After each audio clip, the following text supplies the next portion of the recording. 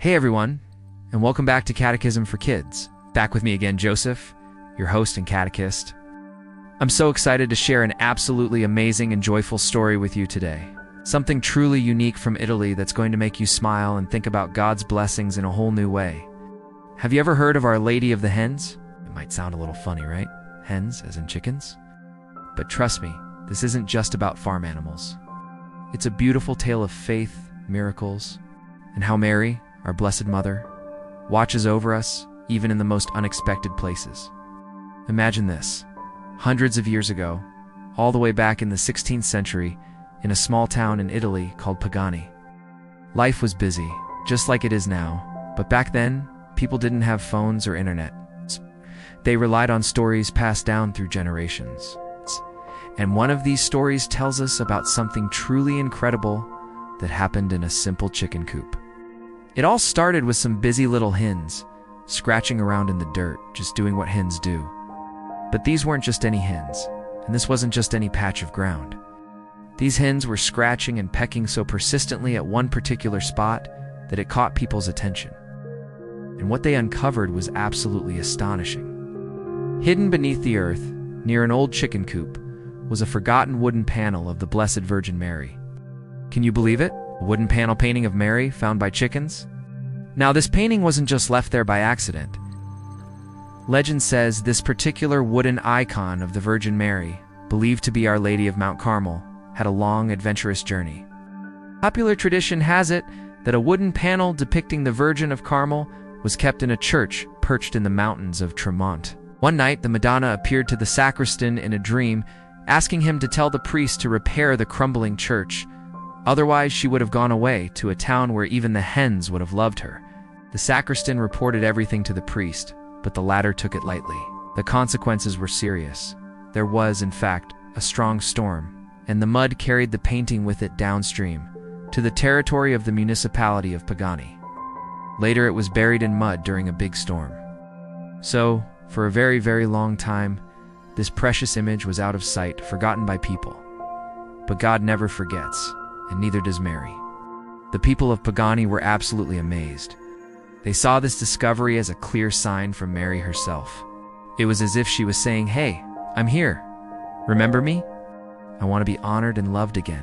So, with so much joy in their hearts, they carefully cleaned the wooden panel, brought it out into the light, and lovingly carried it to their church.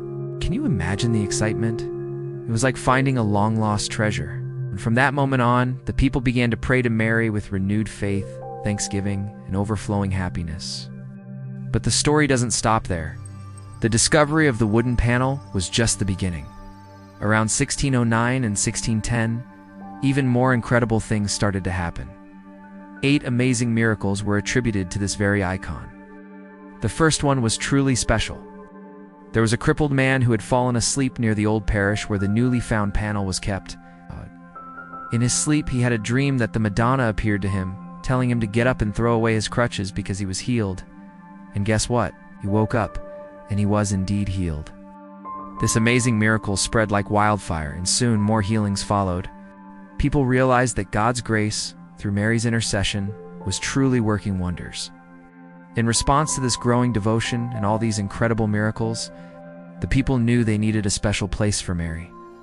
So, a beautiful new church was built, called the Shrine of Our Lady of the Hens, to house a reproduction of the painting. The original icon had deteriorated over time, but its spirit and the miracles it inspired lived on in the new image. It became a major site of Marian pilgrimage, a place where people could come to pray, to give thanks, and to feel Mary's loving presence. In August 1786, the diocesan bishop Monsignor Benedetto de Monte San Felice published a decree with which the chapter of St. Peter in the Vatican decided to solemnly crown the Madonna delle Galline, in gratitude for the protection of Mary to the population. The coronation ceremony took place in 1787, and this isn't just an old story from the past. Even today, the people of Pagani celebrate Our Lady of the Hens, or Madonna delle Galline as they say in Italian, with so much joy and enthusiasm. Every year, on the Sunday after Easter, the town comes alive with a vibrant festival. Imagine songs filling the air, colorful dancing in the streets, beautiful flowers everywhere, and grand processions. It's a time when people gather to thank Mary for her constant love and care, for watching over them, and for reminding them that God's miracles can appear in the most ordinary, even funny ways, like through a bunch of hens. So what can we learn from this wonderful story of Our Lady of the Hens? It's not just a cute tale about chickens and a wooden painting. It's full of important lessons for us, especially you, my young friends. First, think about that lost painting, hidden for centuries. It's like a hidden treasure, isn't it? This teaches us that God's grace and Mary's love are always with us, even if we don't always see them or feel them right away. Sometimes, like the hens, we need to scratch and peck at our faith. What does that mean? It means actively looking for God in our lives. It means praying, going to church, being kind to others, reading our Bible, and asking Mary for her help. The more we seek, the more we find that amazing treasure of God's love. Second, think about those simple hens. They were just ordinary farm animals, right? But God chose them to uncover something incredibly precious. This shows us that God can use the simplest things and the most humble people to do important work. You don't have to be perfect or famous or have a special superpower to be a part of God's plan. God can work through anyone and anything, even little all us. So, never think you're too small or too ordinary to make a difference for God. Third, this story also reminds me of a beautiful Bible verse from Matthew 23:37, where Jesus talks about gathering his children like a hen gathers her chicks under her wings. Isn't that a lovely image? It reminds us that Mary, our spiritual mother, also gathers all of us, all the people of the church, under her loving and protective arms. She cares for us, she watches over us, and she always wants to lead us closer to her Son, Jesus. She's like the ultimate mother hen, always looking out for her flock. And finally, the joyful celebration in Pagani, with all the music, dancing, and even offerings of live chickens and traditional foods, shows us something very important. Celebrating our faith can be a happy, colorful, and exciting experience. Being Catholic isn't always about being super serious. It's also about joy, gratitude, and community. It's a reminder to show our gratitude to Mary for her constant care and protection. Just imagine all the excitement and energy of that festival. It's a wonderful way to honor Mary and thank God. So, the next time you see a chicken, or just think about this story, remember Our Lady of the Hens. Remember that God's miracles can appear in unexpected ways, that he uses ordinary things to do extraordinary work, and that Mary is always watching over us with a mother's love. We can thank Mary for her love every day by praying the rosary, by doing good deeds, and by simply talking to her in our hearts. Rejoice in the Lord always. Again, I will say, rejoice. Philippians 4:4. This scripture really fits the spirit of Our Lady of the Hens, doesn't it?